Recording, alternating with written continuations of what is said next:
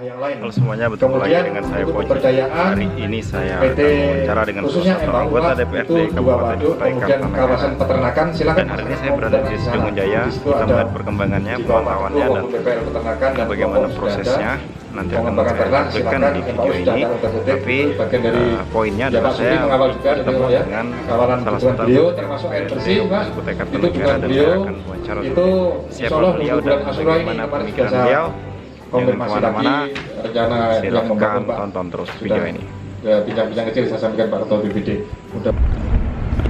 Kembali lagi bersama saya, dan sekarang saya dengan Bang Supriyadi. Apa kabarnya Bang? Alhamdulillah sehat. Ini lagi apa hitam nih Bang? Alhamdulillah ini kita lagi keliling di Kecamatan Lokulu. Pada kesempatan ini kita ada di Desa Jonggon Jaya. Kalau untuk dari segi pendapatan Bang, kalau di Lokulu sendiri itu gimana Bang? Ya, Lokulu ini kalau secara pembagian wilayah, Lokulu ini punya beberapa potensi industri kecil ada, sektor pertanian yang paling mendukung, dan kita akan mendorong pada swasembada pangan. Swasembada pangan. Ya. Tanaman apa di sini Ya, Bang? terutama padi. Ya. Dan juga ada jagung, ada singkong dan lain sebagainya. Terutama ada juga sisi perkebunan untuk peluang tenaga kerja kita. Kalau perkebunan apa di sini Bang? Ya, untuk kita ini banyak sawit. Dan sektor pertambangan juga ada, cuma nanti tinggal pemetaan wilayah supaya tidak saling mengganggu dampak-dampak lingkungan. Dampak lingkungannya. Tapi sejauh ini kalau kita melihat bantuan ataupun dorongan dari perusahaan itu sendiri untuk masih membangun minim. desa gimana? Masih minim. Ada tapi masih minim.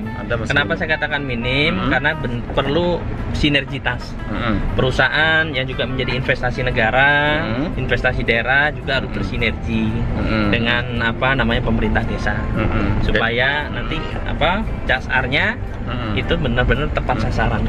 Jadi selama ini belum maksimal ya? Ya, belum tapi maksimal. Aduan dari masyarakat Bang tentang keberadaan perusahaan kayak mana kita mendengar Bang? Banyak sekali. Ya tentu masih beranggapan perusahaan ini masih miring. Ini PR juga sih. Bukan berarti perusahaan tidak membantu. Perusahaan sudah membantu, cuman ini perlu bagian yang harus diklirkan supaya dua-duanya ini bersinergi dan bagus. Terkait mengenai masalah perusahaan tadi Bang ya. Keluhan terhadap lingkungan ada nih Bang dari masyarakat datang di sini. Ya.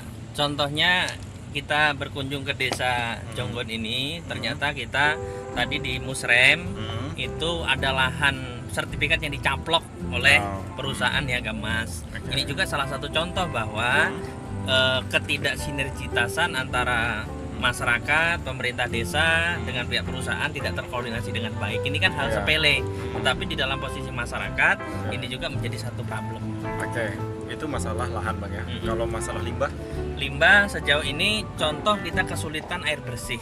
Air bersih ya. Dulu air itu pada saat kemarau masih mudah, tapi dengan adanya sawit ini dampak itu ada, Mas Oji. Artinya perlu ditangani lagi Bang ya oleh pemerintah, mengkaji lagi kenapa ini tidak seperti yang dulu. Monggo.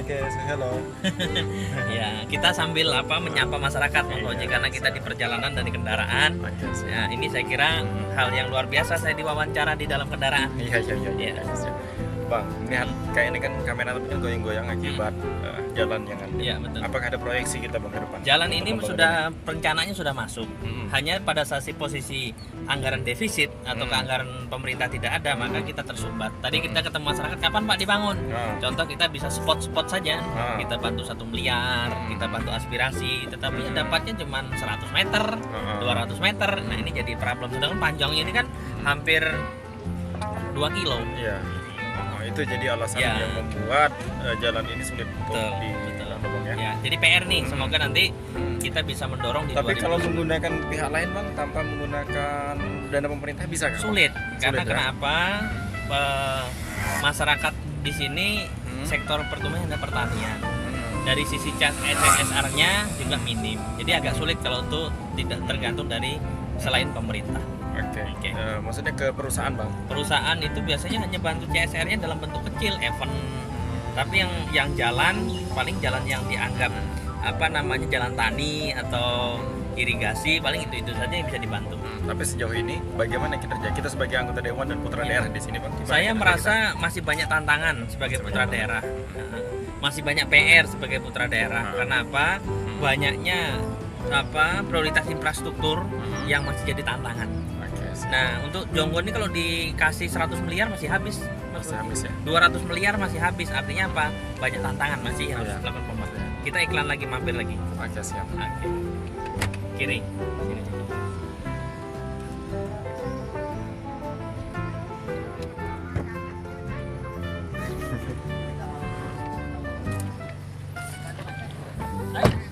Nah, ini Mas Fauji, kita mampir dulu. Ini Siap. ada Bapak petani yang luar biasa. Siap. Atau ini kakak paling tertua. Iya. Ini makan apa nih, Pak? Kakak nomor 3. Oh iya, Ini sepupu. kates ya. Lagi pada makan kates. Minta deh, Pak. Ayo kita aja. Ya kan? Panggil lagi. Apa muda, Mak? Kerutan minta. Mak. Katesnya tadi buat ini. Gimana Siap. rasa kelapanya tadi, Pak? Alhamdulillah tadi Mas Fauji kita sudah mampir-mampir. Tadi kita mampir di sawah.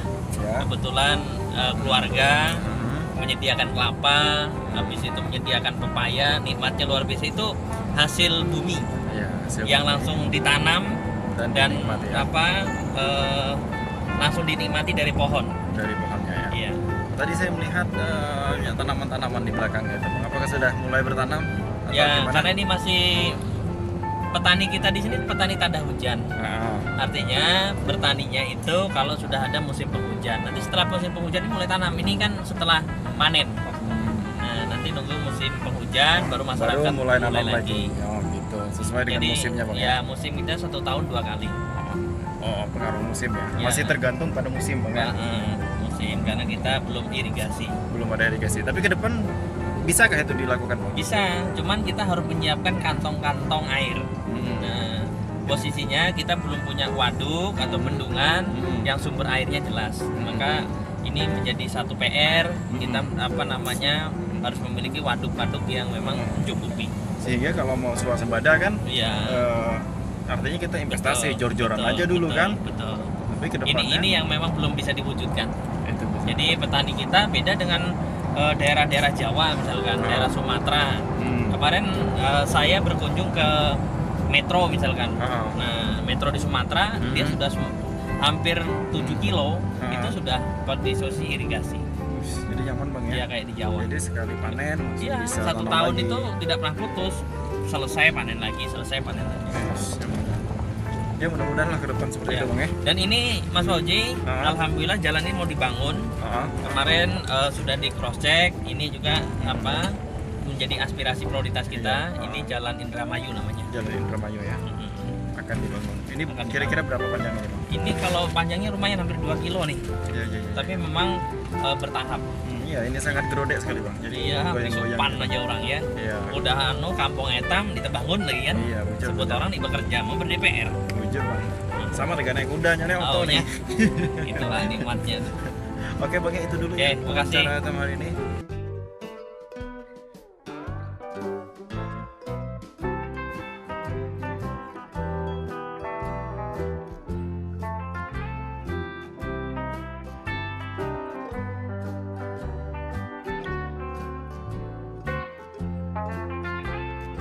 Itulah tadi perjalanan kita seharian bertemu dengan Bang Supri dan rekan-rekan di Desa Jonggon Jaya.